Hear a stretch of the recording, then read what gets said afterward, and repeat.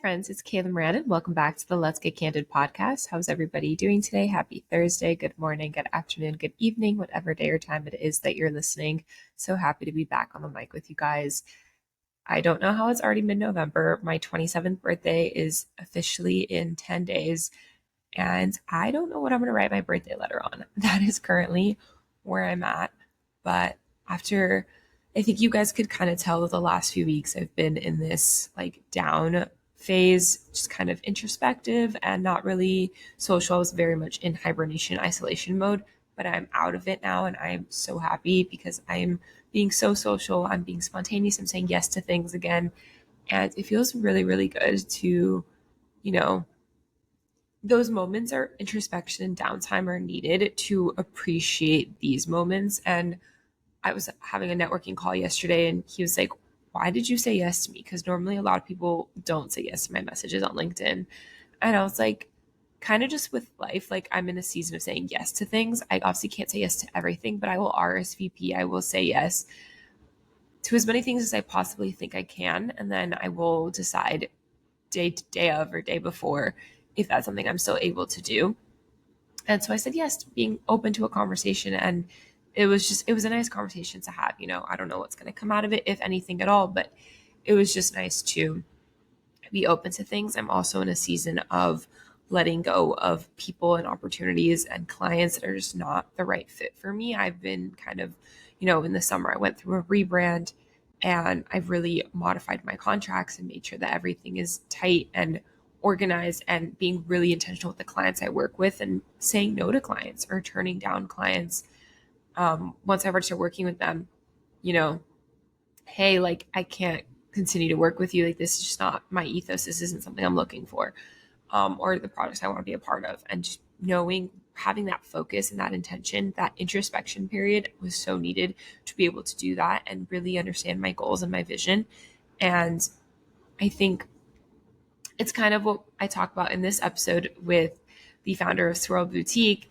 It's really about never giving up and having a vision and going for it and being open to seeing where things go. And of course, you're going to need to have a plan B sometimes. That's okay. But, being really intentional about what you're building and having a vision that's going to set you apart from other people in your space. Lisa and I talked about that a lot during this conversation. And, she's worked with celebrities and reality stars and she dresses them for events or for just every day.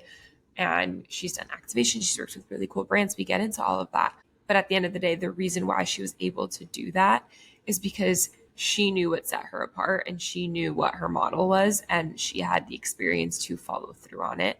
And, when you go off on your own very early on, like I did, it's hard to have that experience and have that know in your gut, like, is this a good decision? So it's hard sometimes to like realize, oh, I have to, have a hard conversation, but that's part of the growth process. And I think growing a business, starting a business, growing a business, that is the greatest personal development tool entrepreneurship is.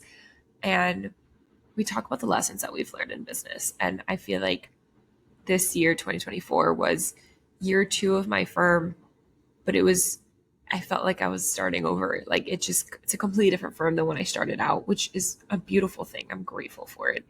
And I'm really grateful that I had the opportunity to learn those lessons and make the mistakes that I did because I can move forward better now and I can be more intentional with the colleagues and the mentors and the people that I go to for support. And, it's been an interesting journey, but I feel like I'm coming out of that and it feels really, really good. So I think maybe that's what I'm going to write my birthday letter on.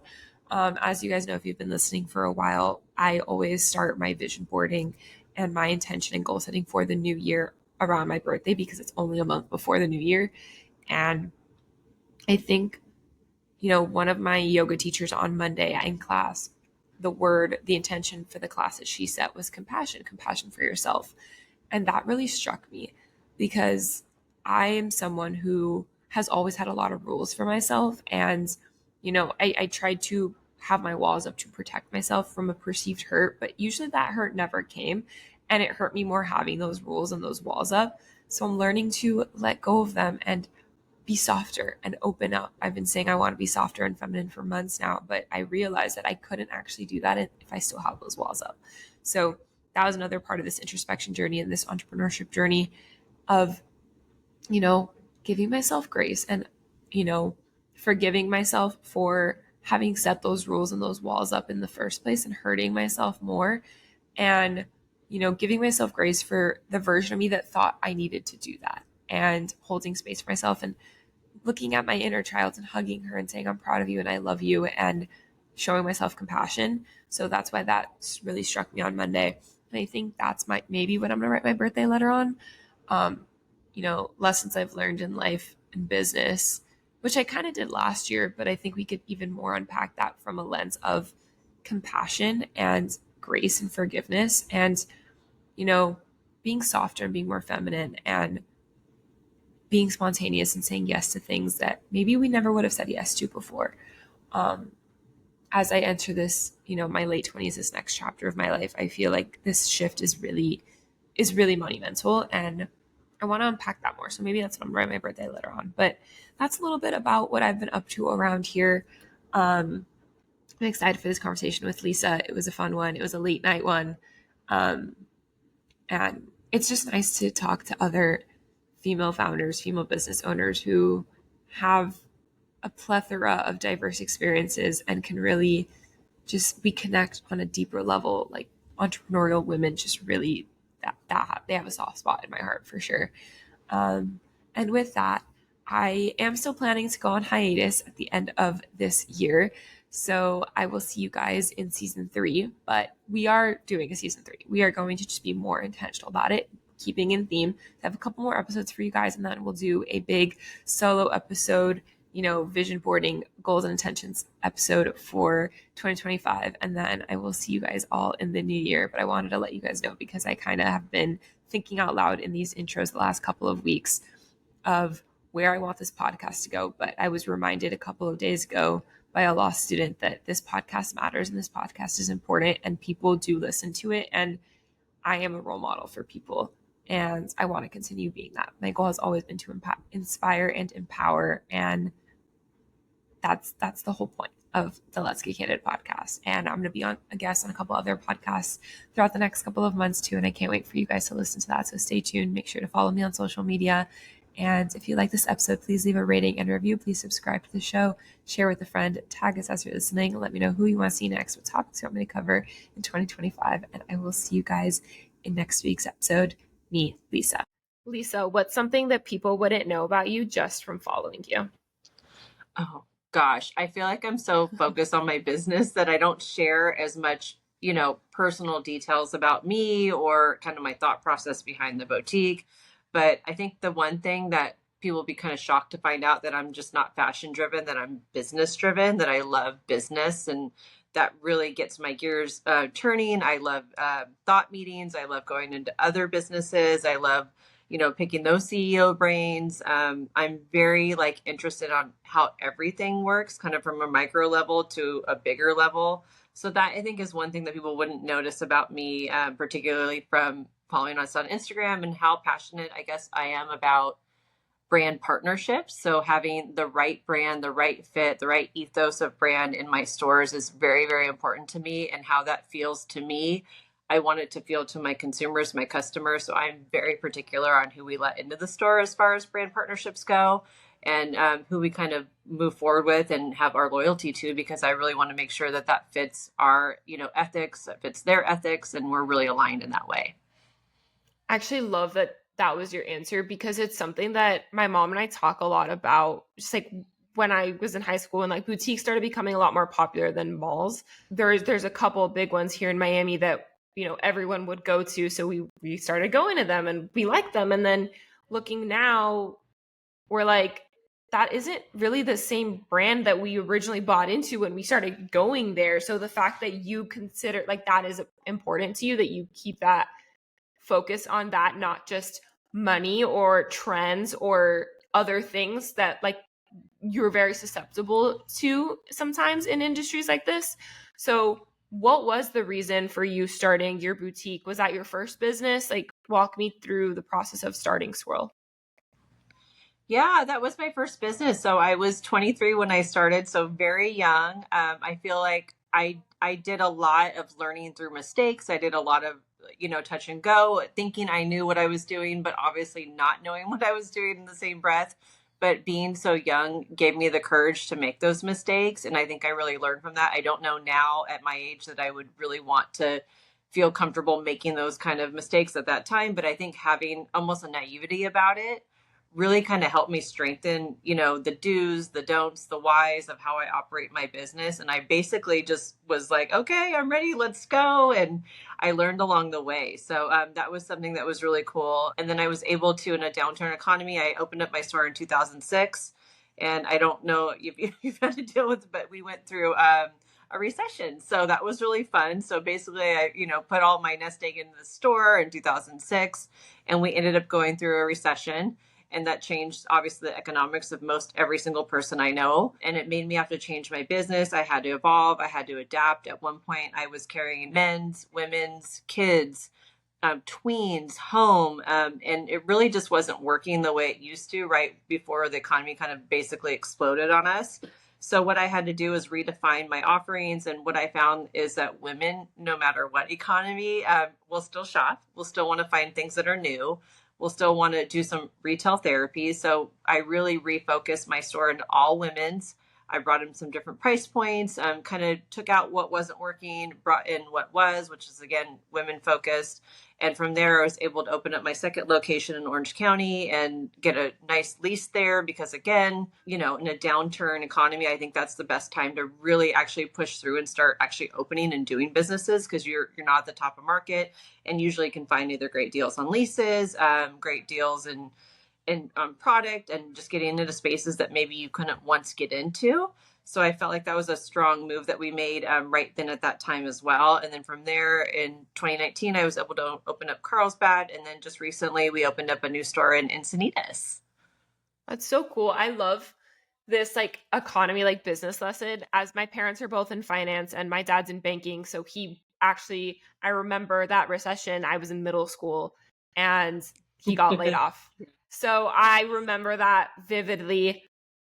There was an election year also, like there was just a lot going on at that time and it affected everything. I vividly remember that. And I grew up at the dining room table hearing them talk about business. And I think the fact that, like I said, like the business is your focus, and that the lessons that you learn, the do's and don'ts and what's working and what's not, and sticking true to your ethos versus what other people are doing, those are lessons that, yeah, like you said, like it's naivety. Ignorance is bliss sometimes. Like if we knew now what, like back then, like we probably wouldn't have done all the things that we've done, like my mom and I were talking about this today too. Like, I wouldn't go back and change it now, but when people ask me how I got my start, I tell them a lot of advice that people told me that I said no to.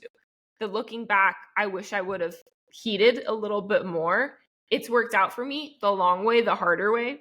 But if I could, go back and not struggle as much, maybe I would do things a little differently. But it all works out like the way that it's supposed to. Do you have other business or just these 4 stores now?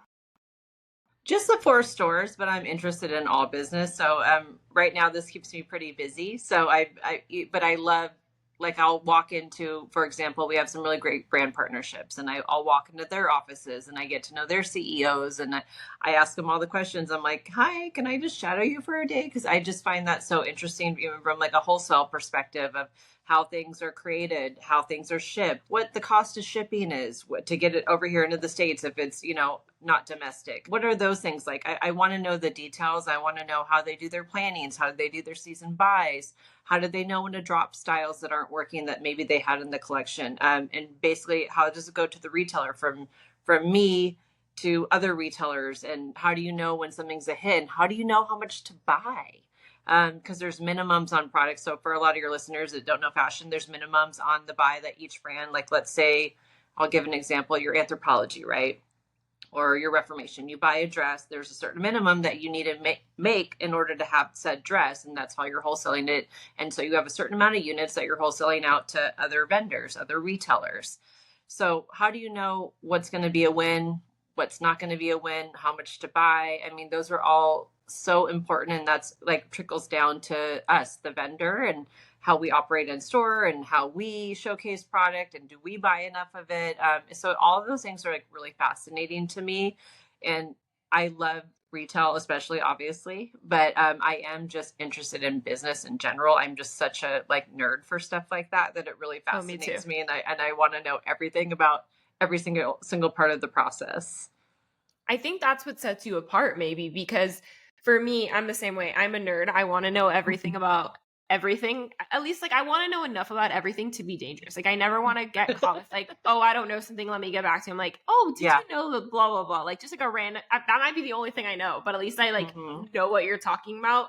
And I'm not just giving you, like, a 10,000, like, mile stare. How did you learn all this stuff? Like you said, like, you like to go in, you build these relationships, and then you go shadow for a day. But that's now.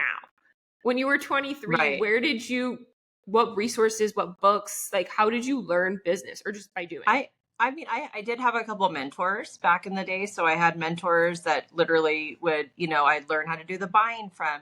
I had an innate sense of retail because I was doing that since I was like 17 years old. I ran the sales floor at Macy's at one point. I did independent retail. I did obviously, corporate retail. So I had an idea, but some of the nitty gritty, like how do you go and write an order for a buy for a store, which sounds like the most fun part, which it kind of is. I mean, honestly, it kind of is, but you also have to buy for your client and identifying your client. And I think I'm a very intuitive person, so I think that came naturally to me, that I didn't just buy for something that I wanted in the store that I would wear necessarily. It was for the client that was walking in my doors.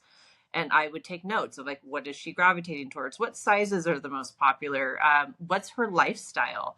What does she like to do on an afternoon? Is she a mom? Is she, going out every weekend? Is she traveling? Like I had to really understand the client from that perspective first. And I think that's a great tip for anybody. Like really get to identify your client before you decide to launch a brand or launch, a store or a business, and know your demographic. And I think that's really important. So honestly, a lot of it was just intuition and just seeing and observing. And I like to, probably to a default, I really like to gather as much as I can before I actually strike, which is kind of my personality. And it's the way I kind of do everything, to be honest with you. I know we have this other store. We've had it for 2 months and I still haven't announced it yet because I just haven't felt like it's been the right time to announce it. So it's stuff like that I get really kind of, internal with, I guess. And I just really need to kind of like hold on to all this information, digest it, and then, take those lessons. And that's how I usually operate my business. And it sounds really, I guess there's no specific way that makes sense when I'm saying it, but at the same time, it makes sense to me because that's just the person that I am. And I think if more people stopped and actually paid attention to who their client is or what they're trying to sell or what problem it's trying to solve, I think, you'd be a lot more successful.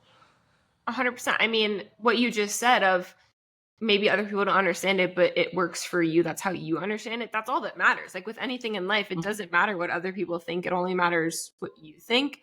And to your point, I used to be somebody who would, like, I've never been the girl, for example, that like, oh my God, he texted me, like, put it in the group chat. What do I say to him? I make up my own decision. Like I do it first, but then I'll second guess it after the fact. I'm like, should I have done that? Should I have said that? What do I like? And it's like, you already did it. Like, who cares? It's like, so I was very impulsive at the beginning. As I've gotten older, I've learned to do a little bit more research and like really sit with it. And like, does this make sense for me? And, you mentioned mentors. I've had really great mentors and I've had some not so great ones. You have to be really selective with who you call a mentor and who you listen to and who you confide in and get advice from. Sometimes intuition, you're the only one who really can make that decision. So when it's the right opportunity for you.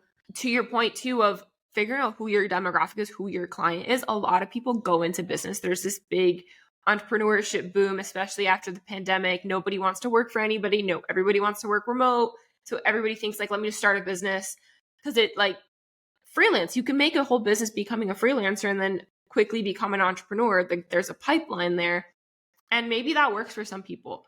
But I think people forget that there is like the hard part is like besides like budgeting and finances and like the emotional side of the roller coaster of it all, but also, who are you serving? Like what works for you maybe you're not your ideal client. Like you're still, you Right. have a store that sells to teenagers. You're no longer a teenager. Like, how do you knowing how to buy for a teenager when that's not you anymore, and having that Right. foresight. And I think, how did you, like, what are some tools for someone to figure out who their demographic is? What should they look for? Oh gosh. Well, I think it's also like solving a problem too, right? Like what are you solving that somebody down the street isn't solving? Yeah. For us, looking at the retail side of things, I'm solving a niche where people can come in, they can get styled. Our team here is more like stylists. We're not just girls that work behind a counter and ring you up. We're really here with you. We're here from the moment you walk in to the moment you tell us about what your next event is, and we're pulling things, we're getting you ready, we're pulling things from other locations, we're having you come out, we're suggesting items. So I think we're really more like a stylist. So I feel like that sets us apart from other brick and mortars. Like it's definitely more of like a personal experience when you walk through the door. And like I said, think of it as like a stylist. If you had your own personal stylist, that's basically what we are every time that you walk into a Swirl Boutique. So I identified that. That's something that people still want. That's something I've been doing since 2006. And I don't think that's going anywhere. I think people still love that individual attention, even if they shop online, which we do have an online store. Like, don't get me wrong, that's definitely like a great tool to have in business. But we really focus on that kind of personal connection. And we get your information. Sometimes you share it with us and we text you when your favorite brands arrive. We send you pictures. So we really leaned into that personal shopping experience, which really is the backbone and the core of what we do and why we're so successful in stores, and why we're able to open up different locations when most everybody's going digital, and that's more of their stronger layer to their business. And again, looking at these brands that you can't get anywhere else that we're bringing in. So that's something that we really focus on too. Our brand partnerships, we do a lot of activations in stores. So we basically bring these brands to life, and we have these like shopping parties that are layered experiences that you can do a really fun, like, build your own bracelet bar or build your own hat bar, and you can have some drinks and cocktails and listen to music. And it's more of a community that we offer when you're in one of our stores. And that's something that, again, I've been doing that probably not from an intentional level when I was 23, but that was something that I was kind of cultivating as the stores were growing. I would do all these events. I would do offsite events. I would bring people in, do pop-ups. So we're always out there really looking, just like our main goal is to make community and have these like fun events too. But again, the shopping comes afterwards because, oh, well, we have great stuff too. So that's really never the main focus. It's more of that lifestyle community basis that we really promote through either our Instagram, our events, the way we treat people in store. And then, of course, the cherry on the top is, wow, they have really cute stuff. So Yeah. that's always fun too. Yeah. No, that's why I still prefer boutiques, or at least in general, just shopping in person, because you don't get that community, that human experience. Like shopping online, like on top of the fact that I have to tailor everything because my proportions are off. So buying online sometimes is really annoying because then you're buying 3 different pairs before you find the right pair of jeans.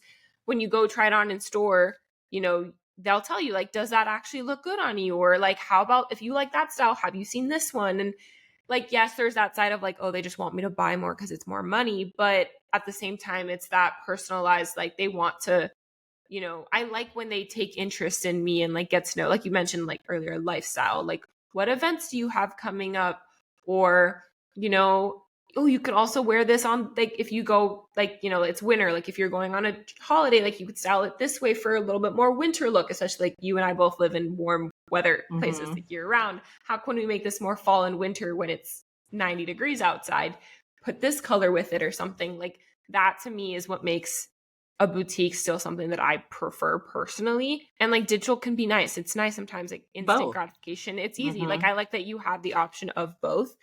But I want to touch on that brand partnership side because you've mentioned it a couple of times. And I think this is so unique. Activations, like you said, and building relationships. It goes to building relationships with your customers, building relationships with the brands that you bring into your store, and PR teams and things like that to be able to pull off these events and gifting and things like that. You mentioned like you didn't really know that was like kind of an intuition thing. Like you didn't realize at 23 that that's what you were doing, but that's very innovative. And even now, like that's still kind of becoming like an innovative new thing. Where did you first get the idea? Like, when was your first brand partnership, and like, how did it come to be? Walk me through that step of how you build a good brand partnership with someone. Well, I think we want to make sure that I always get on any call for any brand partnership, and I'll kind of answer the second part first. And I want to make sure our goals align. Like, what are we That's both huge. here to do? And I feel like sometimes you guys can miss the boat if one of you wants to drive more sales, the other one wants to drive more traffic, the other one wants to do more brand recognition. So you really have to identify, like, what are both of your goals first and foremost. So Absolutely. we kind of do it. I guess it's almost like a lineup for, if I've never really thought about it this way, but it's kind of like a lineup for like a Coachella. You have your main act, which is going to be like that brand partnership, and then you have the layers kind of underneath that act. So what we're looking for is maybe another, complimentary jewelry artist or an accessories partner. We're looking at, okay, do we have a great, beverage partner that we can incorporate that either wants some exposure or somebody that, so we basically start kind of thinking about it as more of like, what is the experience? What is our goals?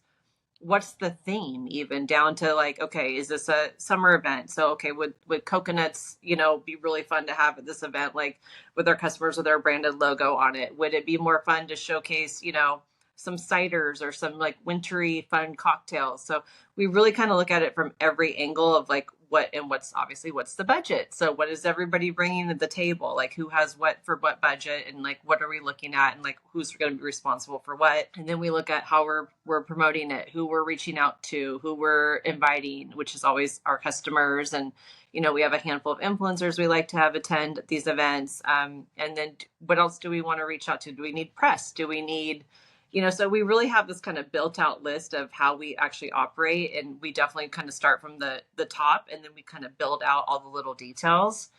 And we always want to showcase something different, right? We don't want to ever feel like it's the same exact event. Oh, you're going to Swirl event. Okay, it's going to be the same event I've seen. I mean, we've transformed the back into a bull riding area where we had a mechanical bull one time. For this really cool Australian brand. So we really, every time you walk into an event, like, our goal is to also make it feel like something different. We don't want it to feel the same. We want it to be another like integrative experience that, obviously keeps people walking around. Like, we want a couple activations, because if you're shopping, okay, that's super fun. We love shopping. That's always obviously a given, but we really want the momentum of the event to be moving at all times. So we want different activations in different areas, and we'll have something outside, and then we'll have something, in our main room. And then again, it all leads back to shopping, but that's never our main focus. Like, that's never something we kind of lead with. And for us, it's always, brand recognition, giving back to the community, providing something fun for the community to do on a Saturday, and just making those connections with our customers, influencers, and friends. Yeah, I love that. The bull riding sounds fun. I'm a little too scared to ride a mechanical bull, I'm not gonna lie. But I like seeing it, and like I like seeing other people do it, and I'm just like, one day maybe I'll get the courage. But like, I love that's something so unique and special to you guys. And I've been to events as an influencer before where there's not activations. Like, there'll be food and drinks, but I remember like I saw like a couple other girls there that I knew, and we just all stood in a corner talking. We were catching up because like, there, besides shopping, there was nothing to do. And like, Right. it's just awkward. It's like, okay, like, how many times can I walk around the same store? Like, Totally. it's like awkward. It's so, I like that you guys have like, I like that there's a thought behind it and an intention. But you mentioned budget. Obviously, you started a business at 23. A lot has changed since then, but how do you budget for, starting a business and knowing that you're a product and a service-based business, both of them? You have to have staff to work, and you're paying them an hourly rate to come in and provide a service, dressing your clientele, but you also have the clothes to provide the product. So how did you start budgeting as, in your mid 20s, like, for this? And obviously now, like, you're adding a lot more, your budget has to go further because you're providing more things, these activations, these services, these other things. But talk to me about starting a business and bootstrapping it. Oh gosh. Well, I mean, I think by bootstrapping in the first, it was just me all the time. So it was hard to have that growth, because it was me doing everything. I was doing the social media. Well, not social media. At that time, it wasn't social media, but all the press that we had. And we actually advertised in magazines. That's how like long ago this was. There was no social media. I think there was like MySpace, maybe Facebook just started. And again, attending events. But I worked 7 days a week. I was in the store. So I really didn't have the opportunity to do that until like a much later time. So I realized that everything I was putting back into the business, whether it was whatever I was making, I was also putting back into the business. So I was realistic in my goals of, okay, this is going to take some time to build. It doesn't happen overnight, especially after It's the important. recession. I had to restructure. So I ended up buying styles that were a little bit less of a price point, because at that time we had really, I would say we're now more of a median, like to sometimes lower price point, but before we had like, the high price points. I mean, we were selling kids clothes at like, and this is in 2006, like $80 for a dress, for a splendid dress. So we really had to redefine, what our messaging was. We brought in some local jewelry artists that would make really special pieces. So and to this day, that's our message too with the artists, that we have all these really great women local jewelry artists. So basically all these, like, I would call them other entrepreneurs within our space that have their own businesses. So I think, to answer your question, really, it was me just putting in the sweat equity of myself and, doing it 24/7. Again, being that young, it was nice because I didn't have any other responsibilities to really attend to. I didn't have a family. I was just me. So it was like something I could definitely do. But I always tell people, like, you don't want to, I know people go viral and things happen and things are insane It's and too like, quick sometimes, but for the most part, you really have to think of it in a long-term plan, like how, and have maybe a backup plan or be able to adapt if you need to right away. You can't say, okay, this is my business model, this is what I'm doing. I mean, if it's not working, you need to be able to change and be able to be adaptable. You have to pivot, and you have to evolve with the times too, because things change so rapidly that you have to also have that, you have to see what's coming and have, like you said, the foresight to know what's next. 110%. I see it a lot where people like, you can't have a plan B because if you have a plan B, it means you think that plan A is going to fail. And it's like, I don't necessarily agree with that. Like, I think you have to have some sort of safety net, but at the same time, the beauty of being in your mid 20s and going all in. I started my law firm at 24. Same thing. Unmarried, no kids. I could live at home. It's 2 years later, still living at home. Still unmarried and no kids also, but like we're that's a work in progress. But I'm still living at home. I'm saving to buy a house. And I'm only 27. Like, it's okay. No one can take my license away from me. If I'm going to start my own business, this is the time to do it. And I could always go back later. And that was my plan B, was I could always go back, but right now, why not? And, for you, it was, you're going to be there all day, every day, and you're going to put in the sweat equity and, you'll figure it out. You're willing to adapt. And my dad's a Marine. He always would say, improvise, adapt, overcome. Like, that's something that they're ingrained in boot camp. And I grew up with that mentality of like, it's only a failure if you don't learn from it. It's okay to pivot. It's okay to say this didn't work out and try something new. It doesn't mean that it's a failure. It just means it didn't work. But there's something good out of that lesson, of that situation. You could learn from it and try again next time. And maybe you won't make that same mistake now. And I think too many people nowadays, they want virality. They want instant success. They want instant gratification. They scale too quickly. And then it's a lot harder to, come back down to earth. And that's when, then like, oh my God, I'm a failure. Blah, blah, blah. It's like, you're not. It's okay. It didn't work the first time. You can try again. Yeah. And I think that's why I feel so almost happy about my experience, because I was able to see it from that perspective. So everything I'm grateful for.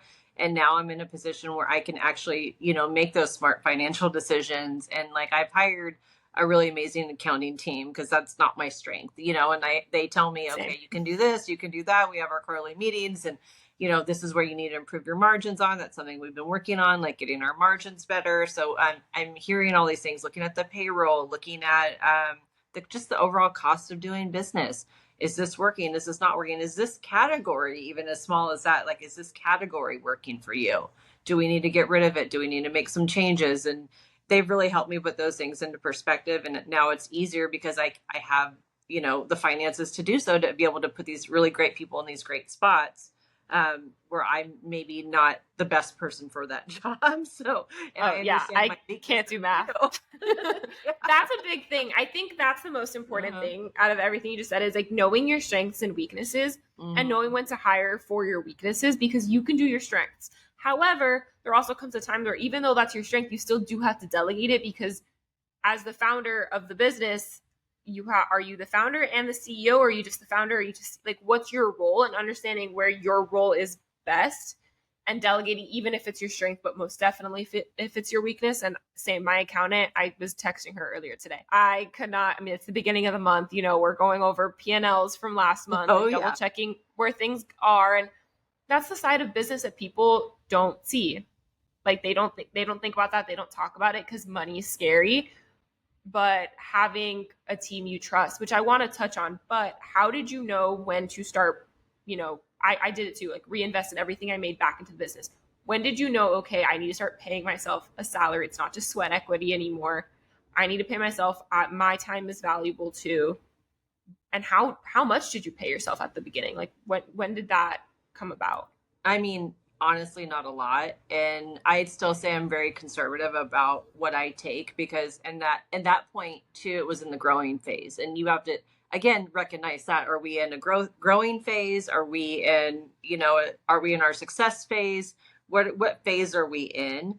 Obviously I did enough to support myself, but from most people's perspective, I'm sure they would have taken more or allocated more for themselves. And I still, to this day, I still put a lot of whatever I make back into the company. I just do. That's just been my mantra. That's how I've always ran it. It was nice, when that shifted a little bit, to be able to give myself a little bit more. That was definitely a nice feeling. And that's when I started to feel like, okay, now we really need to start hiring these right people and putting these people in place of, if I'm doing stuff like this, then we really now need to have the right team to support me behind me. And I don't work in stores anymore. I'm pretty much, for the most part, I'm in stores, but I'm not working the sales floor. So I just have taken myself out of that, because I did realize that my time is more valuable spent like thinking about how to improve the business, not working per se in the business, if that makes sense.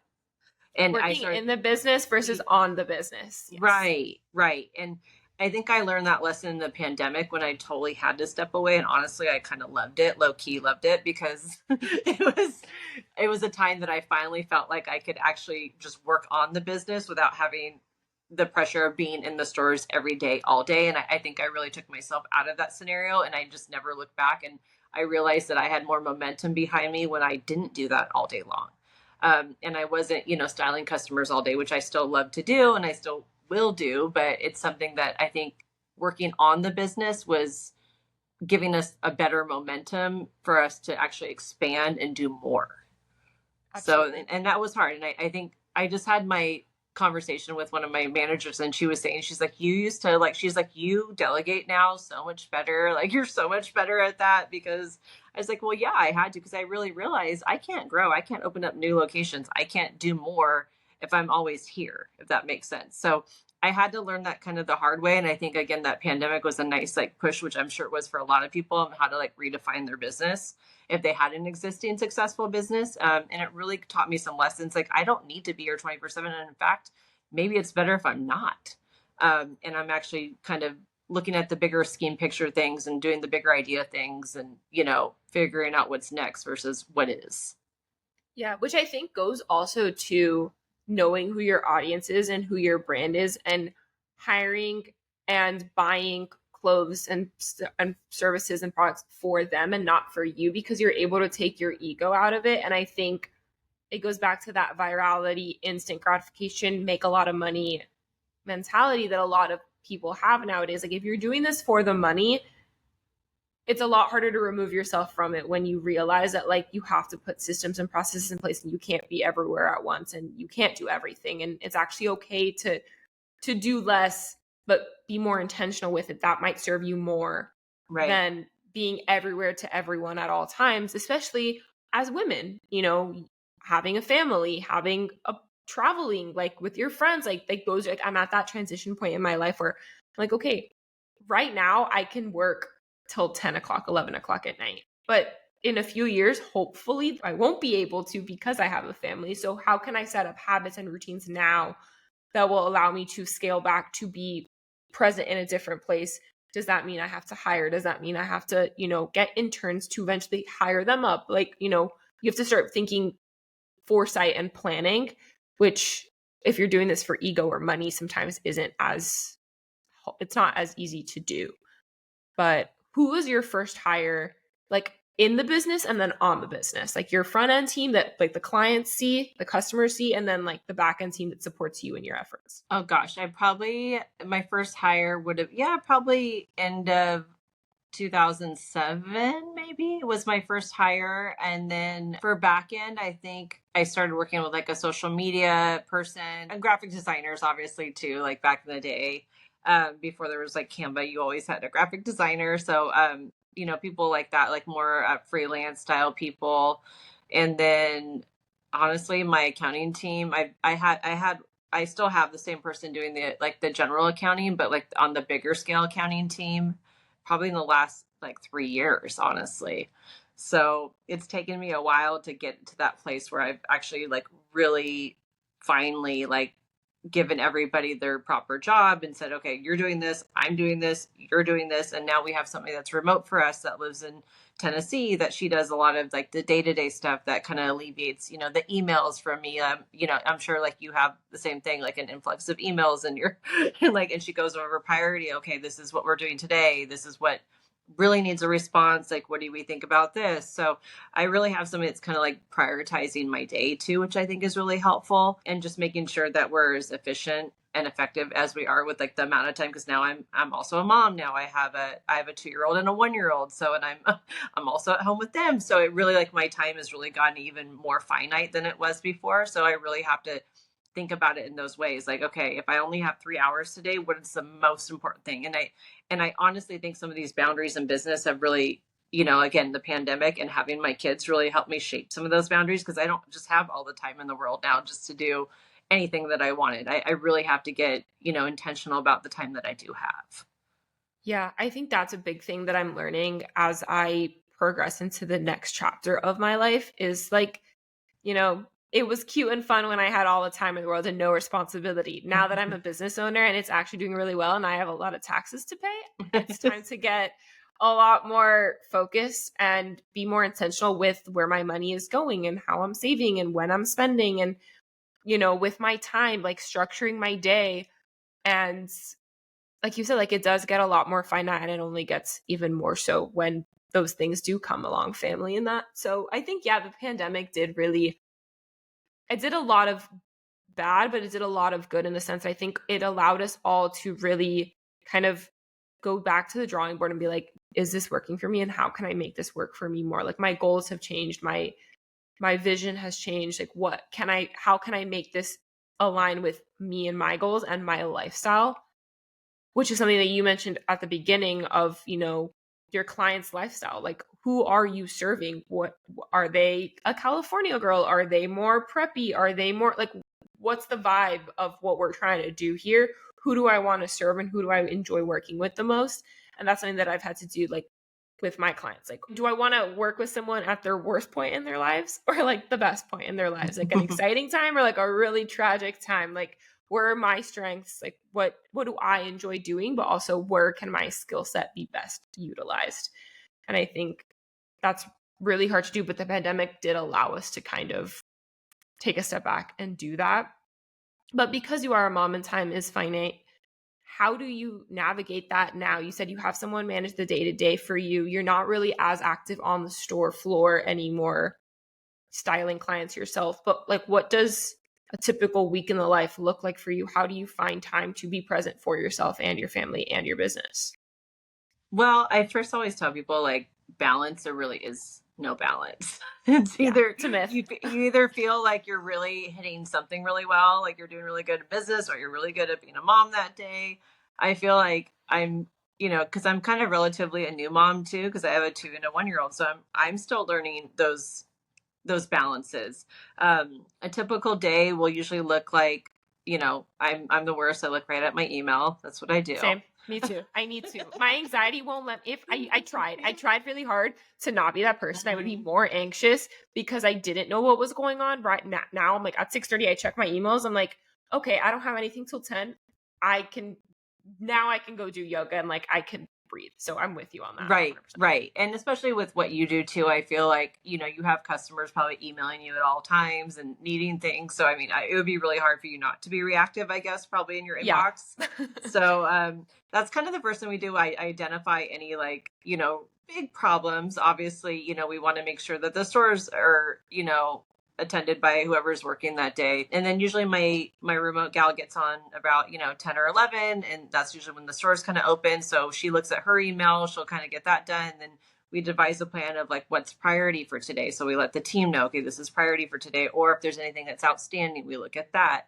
And then we look at our day too. Like, okay, we might have had, let's say it was Friday. We had these items to check off the list, and we didn't get, two of the items. Okay, we circle back on Monday. Okay, let's look at what we have that really needs an answer. And some things I can give you an answer right away. Some things I need to think about. Some things I need to go home and like look at. And we just kind of usually attack our day in that way. And then sometimes we have things that are already set up. Like I would say, oh, I have a podcast today. I'm blocked out from X date to X date. And she'll look at that, and then she'll get her other stuff done. So we really kind of, between her and I, manage the day, I guess is the best way to say it. And then anything that comes up that's, maybe the checkout's not working, or maybe we need this, or, it could have been, oh, well, this client came in, they had this question. Do we have an answer? She kind of deals with that in our in-store managers.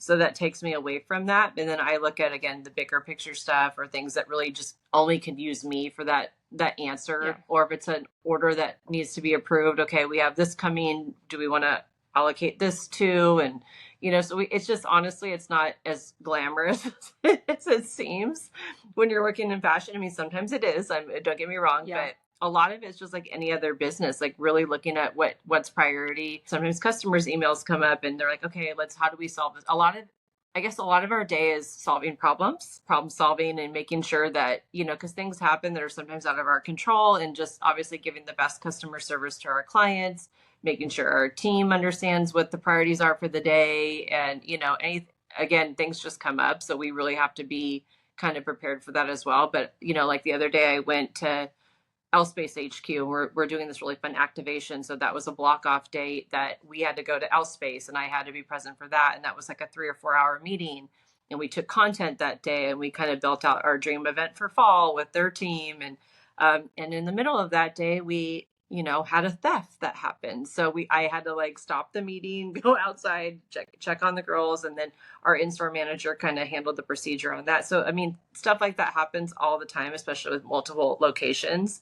So you could be in the midst of what you think your day is, and then something else kind of pops up. And I think for us, and it sounds like you too, like our biggest thing is like how to stay on track and not address all these kind of micro issues throughout the day, but still like meet our goals. Yeah, I saw something. Yeah, today has been a doozy. No, I saw something.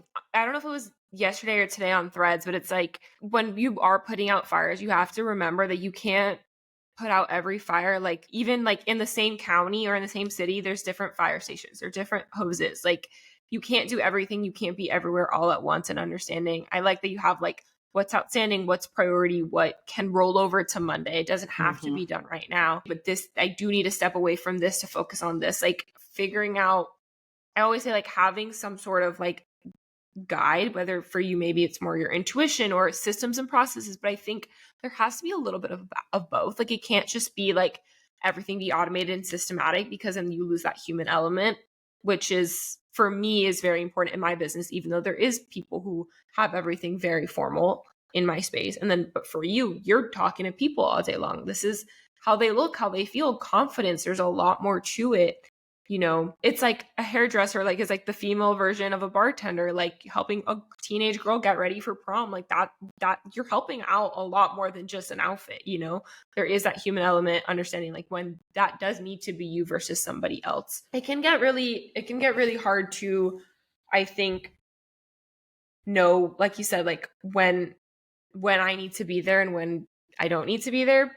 But also like recognizing like you do want to be there as much as you can, because it is your baby. It is your business. It's your name at the end of the day that's on the door. What do you do to like unwind at the end of the day after like a really crazy fire, like everywhere day? Like what's your like self-care routine, especially as a new mom too? Yeah. And well, I do a couple things, and this is something I do throughout the week. I'll do acupuncture, where I'll just sit in a room literally with silence and just needles in my body.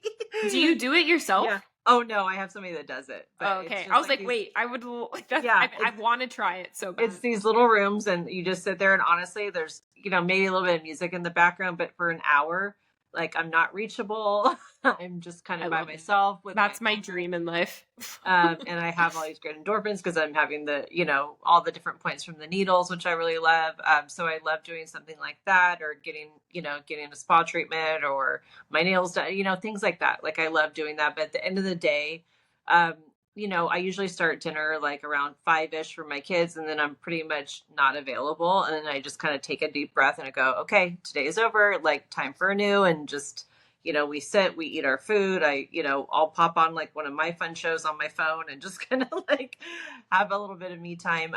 And then at the end of each night, I usually walk my dog just around my neighborhood, and that really kind of like relaxes me and just kind of puts me in the headspace of like, okay, this is winding down. It's very simple, but again, as a new mom, there's not a lot of extravagant things I can go do. I can't go sit in a spa and like a bath for like an hour and disconnect like I normally would. But now just the little things, I just kind of find joy in the little rituals that I have in the evening that really kind of put me at ease and kind of lower the cortisol and make sure that you're, kind of winding down for the day so you can get a good night's rest. And I really prioritize sleep. I'm a big sleeper. And I think that's a big battle too. If you're, mentally, if you're on all cylinders all day, you really need to get sleep. And that's a big thing that I've learned. A lot of hydration, putting good food into my body, good vitamins, good minerals. Like that's all important. I feel like that just sets me up for success the next day. Yeah. I think the sleep thing is something I've always been more of an insomniac, but I have to I really have to try hard to be like, okay, put the phone down.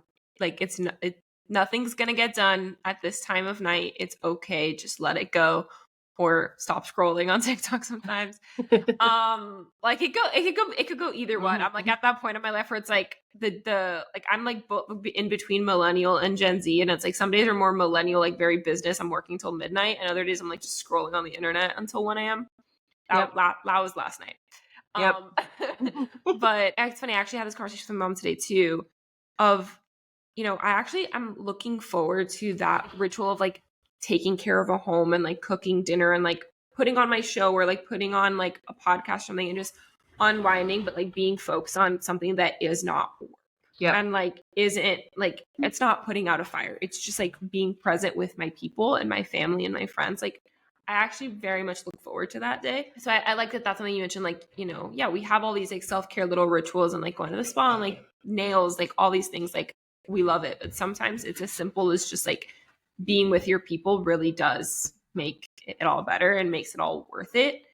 And I think that's the beauty of growing slowly too, and not going viral and not having that like instant gratification. It's like you can look back and be like, oh wow, like look at everything I've built, like have after a long day with a glass of wine or a mocktail or a cup of tea, and just be like, wow, like I built all of this by myself. Like that is really rewarding. You know how much it took the blood, sweat, and tears to get there. Yeah, and knowing that you're making a difference in other people's life, and you have employees, and you have vendors, and you have, also you know that you're kind of the head of the ship, right? So you need to take care of yourself. So if you're down, everything else around you is down because you're the captain, and you need to make sure that your ship is running correctly and that you're taken care of, and that's mentally, emotionally, physically. So I think incorporating a lot of rest, like I think the balance for me is like I don't really have a social life right now. I don't, like that's just what it is. I work and I have my family, but I know that's going to change down the line too.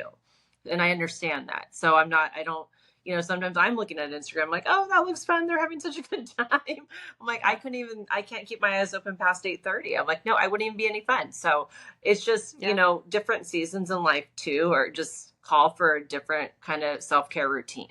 Well, you said like knowing what season of life you're in and that it's okay that you're not the same season of life that other people are in. Like that's something that I, at my age, I'm like, there's like half of my friends are still getting drunk at the bar, and then the other friends are married with kids, and I'm like, which one do I want? Like you're some days neither, probably. No, I'm like, it depends on the day. To be completely honest, it depends on the day.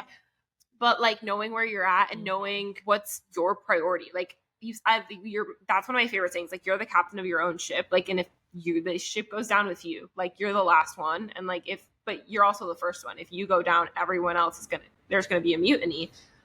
So right.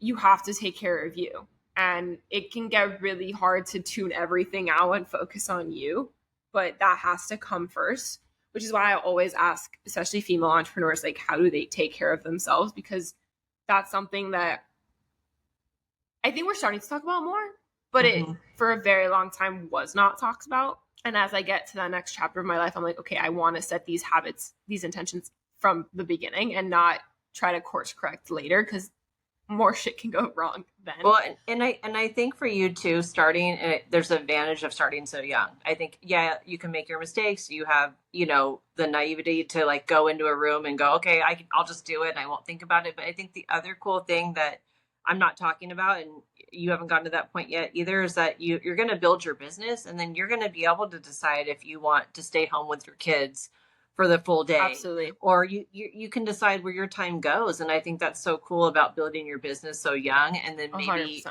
doing that journey a little bit later and that's the value that I see for myself, is that I don't have to be there 7 days a week now. And that would have been really hard trying to do that 10 years ago with little kids. And so I really feel like I'm so grateful for that. And I find that there's so much value that nobody tells me where I have to be with my time. I can literally not go in, not do it, and everything's still going to be fine because I've set up such a cool business that a lot of those little details are taken care of. And so I think there's value in that too, when you're looking at it from that perspective of doing your hustle now and getting to that point. And then you can really live in your late 30s, 40s, and you can live how you want to live, which is 100%. So fun. That's exactly what it was. Like, it's short-term sacrifice for a long-term gain. Like, yeah, maybe I don't have a social life much either now, but that's okay. Like, that's okay right now. I take that sacrifice because in a few years, like, it'll, like, I will have built it where it can run without me, but I'm still I'm still the main one. And like, if someone needs me, I'm available to them, but I'm going to have those boundaries of like when my time is for me and my family, or for this or for that. Or no, I think that's so important. I don't talk about that too much because I'm not quite there yet, but it is something I think about and talk about a lot, like offline with my family and friends. So I'm glad you brought that up, because that is absolutely a consideration that I think, especially modern day working women who want to, be working moms, but, maybe it is okay to not work for a few years, the first few years, and then go back. And having that, I have a friend right now who actually, she was a paralegal for a female lawyer who she just had a baby. So she lost her job because that lawyer closed down her firm. She's like, it's only temporarily. I might come back in a few months, but this is her maternity leave. So she had to close down the firm because she's the only lawyer. And it was like, my friend was like obviously very sad, but she's like, no, I would do the same thing if I was in her position. And I was like, you know what? Like, actually, so would I. Like, that is probably exactly how I would do it. And having that option is really nice, because our parents and like women 5, 10, 15 years ago would not have been able to make that call. And it's really hard. There's so much more pressure on being a mom and a CEO. I think it's just a mental load that's not on the men necessarily as it is on the women. It's just, it is. And looking at it from this perspective now that I have, it's totally different. It's what you said too, of like, some days you're a really good mom, some days you're a really good CEO. You might not necessarily be able to be both that day, but that doesn't take away from the fact that you are both. And like, it's okay to want to be both. Right. And you just have to find how that works for you.